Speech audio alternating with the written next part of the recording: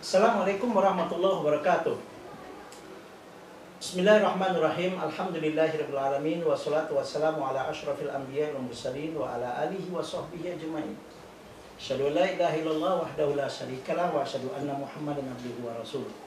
Faqad qala Allah Ta'ala fi kitabihil karim wa huwa asdaqul qailin. A'udzu billahi minasyaitonir rajim. Bismillahirrahmanirrahim.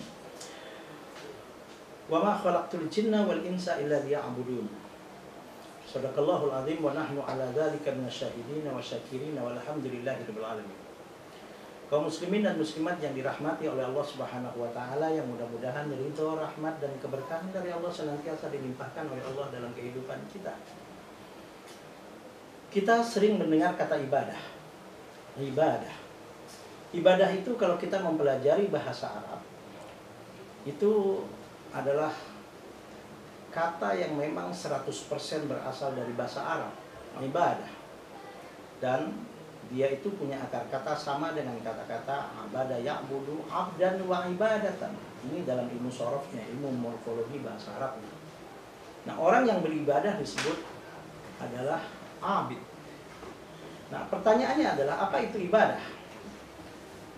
Dari segi bahasa, ibadah itu boleh mungkin dikatakan pengabdian atau berbaktinya seorang makhluk yang bernama manusia, misalnya kepada Allah Subhanahu wa taala sebagai Tuhan.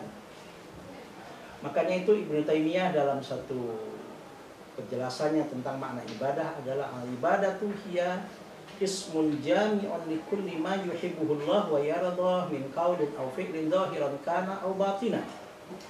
Ibadah adalah ismun jami'un li kulli ma yuhibbuhullah wa yardah. Segala sesuatu yang mencakup, yang dicintai oleh Allah Subhanahu wa taala, dan bukan cukup hanya sekedar dicintai, tapi wa yardah, yang diridhoi oleh Allah Subhanahu wa taala. Min qaulin aw fi'lin, baik berbentuk perkataan, statement atau pernyataan seseorang, aw fi'lin atau perbuatan atau tindakannya.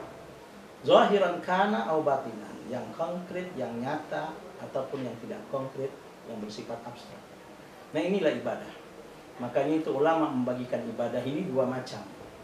Ada yang disebut dengan ibadah mahdoh, ibadah yang murni ritual. Yang kedua adalah ibadah ghair mahdoh, ibadah yang ghair mahdoh adalah ibadah yang tidak murni ritual. Yang murni ritual ini adalah ibadah-ibadah yang betul-betul hubungan murni ritual seorang makhluk kepada sang Khaliknya.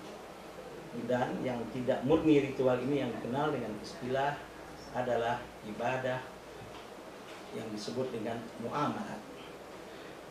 Usikum wa nafsi wa iyaya bitaqwallah. Dalam ayat ini surat Az-Zariyat ayat 50. Yaitu surat Az-Zariyat ini Allah Subhanahu wa taala menyatakan wa ma khalaqtul jinna wal insa illa liya'budun. Tidaklah aku menciptakan makhluk jin dan manusia kecuali untuk mengabdikan hidupnya kepadaku, untuk beribadah kepadaku. Jadi 24 jam idealnya kehidupan seorang mukmin itu harus bernilai ibadah.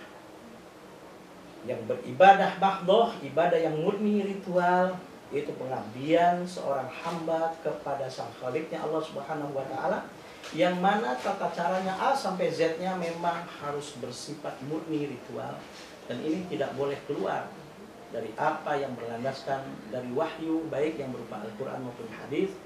Baik kita simpulkan hasil kesimpulan ayat Al-Quran sebagai sumber hukum, sebagai dalil itu secara tersurat maupun secara tersirat. Subhanallah.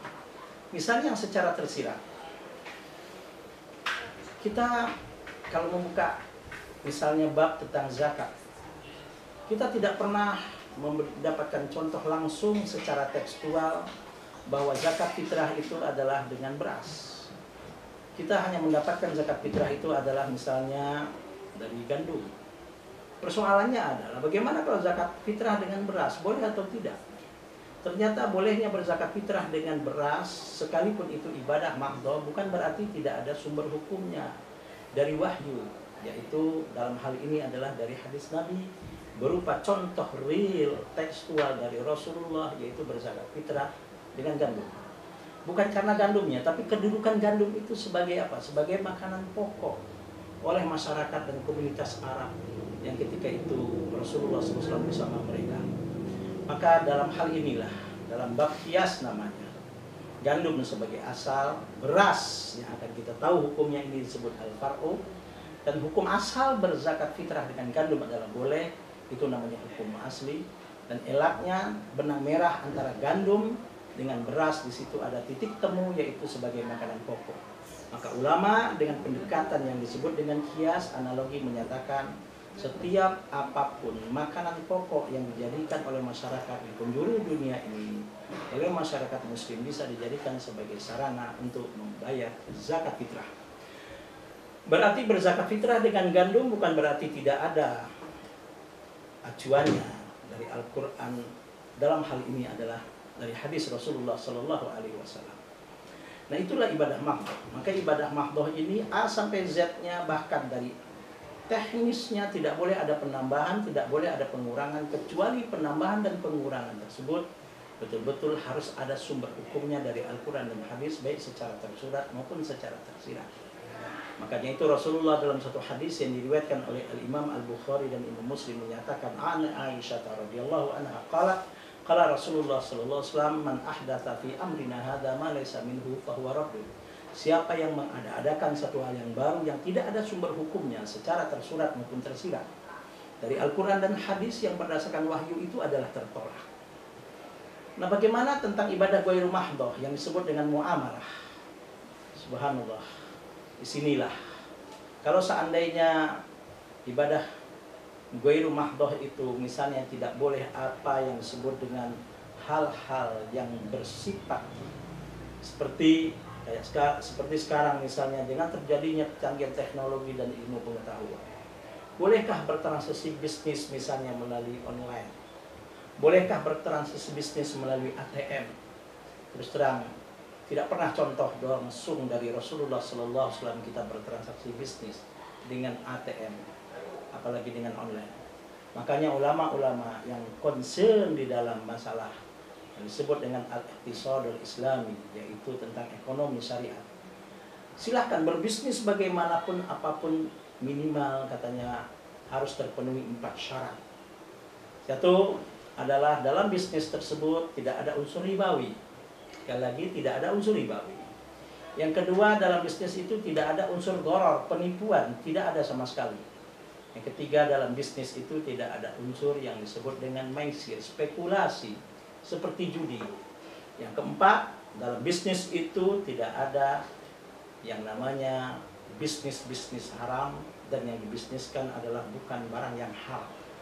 Dan insya Allah, walaupun memang kita tahu dalam berbisnis seperti perkembangan teknologi dan ilmu pengetahuan, kita tidak bisa menghindar. Ini satu keniscayaan kita yang membukakan ilmu pengetahuan seperti dengan adanya dunia maya yang begini canggih, teknologi yang begitu canggih, ini juga adalah Allah Subhanahu wa Ta'ala. Maka walaupun contoh real dan nyata berbisnis dengan online, berbisnis dengan ATM, dan banyak lagi hal-hal karena kecanggihan teknologi dan perkembangan ilmu pengetahuan tidak ada kita lihat contoh real dari Rasulullah, bukan berarti kita tidak boleh menggunakan dan memanfaatkan kecanggihan teknologi. Maka dalam muamalah yang disebut dengan ibadah ghairu mahdoh, yang penting adalah dalam berbisnis itu landasan kita adalah iman, dan tata cara berbisnis kita adalah tidak keluar dari syariat minimal yang dinyatakan 4 syarat tadi misalnya. Kemudian niat kita adalah untuk menjadi para pembisnis dan para pengusaha dan entrepreneur yang berakhlak karimah, yang bertakwa kepada Allah Subhanahu wa Ta'ala. Maka kehidupan seorang muslim 24 jam tidak boleh lepas dari imannya, karena iman memang harus jadi landasan hidup. Kemudian tidak boleh keluar dari syariat, karena the way of life seorang muslim itu tidak boleh keluar dari tuntunan syariat yang berlandaskan Al-Quran dan hadis, dan tujuannya adalah menjadi muslim-muslim yang muttaqin, yang berakhlak karimah. Dan mudah-mudahan kita menjadi hamba-hamba Allah yang 24 jam kehidupan kita sampai menghembuskan nafas kita yang terakhir senantiasa merupakan pengabdian kita kepada Allah, ibadah kita kepada Allah Subhanahu wa Ta'ala. Subhanakallahumma wa bihamdika asyhadu an la ilaha illa anta astaghfiruka wa atubu ilaik. Wallahul muwaffiq ila aqwamit thoriq. Wassalamualaikum warahmatullahi wabarakatuh.